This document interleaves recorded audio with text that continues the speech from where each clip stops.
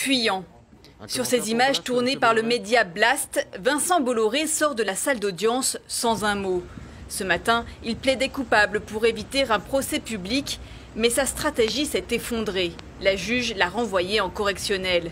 La justice accuse le milliardaire français d'avoir aidé 2 dirigeants africains à accéder au pouvoir ou à s'y maintenir, au Togo et en Guinée. En contrepartie, ces chefs d'État auraient favorisé les intérêts du groupe Bolloré dans leur pays. Du stockage au transport des marchandises, Bolloré Africa Logistique est incontournable en Afrique de l'Ouest.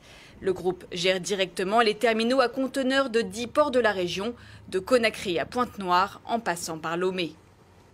Lomé, Vincent Bolloré y est justement en octobre 2014, aux côtés du président Faure Gnassingbé, pour inaugurer la construction d'un 3e quai du port. Lomé est un pays stratégique sur la côte d'Afrique de l'Ouest. Et donc c'est naturel, avec un grand tirant d'eau, c'est naturel qu'on fasse un gros investissement ici. Les contrats d'exploitation de son groupe ont alors été prolongés de 10 à 35 ans, en plus d'avantages fiscaux. Est-ce un remerciement pour service rendu pendant la campagne présidentielle de 2010 ? Le président candidat Faure Gnassingbé est alors contesté. Il cherche à se faire réélire.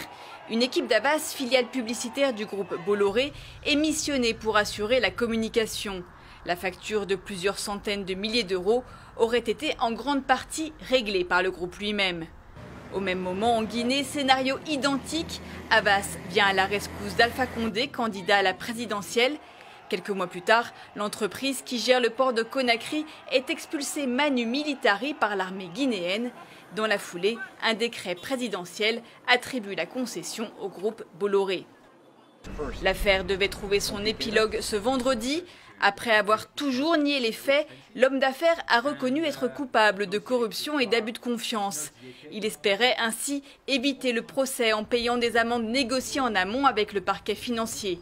Mais la juge a refusé d'homologuer l'accord. C'est une double première. À la fois, c'est le plaider coupable, la reconnaissance de culpabilité, et puis le revers, le refus d'homologation, et puis le fait que cet homme, du fait de ses aveux, maintenant a été pris la main dans le sac. Parce que la logique de ceux qui sont poursuivis pour des grands faits de corruption, c'est n'avoue jamais. Jamais.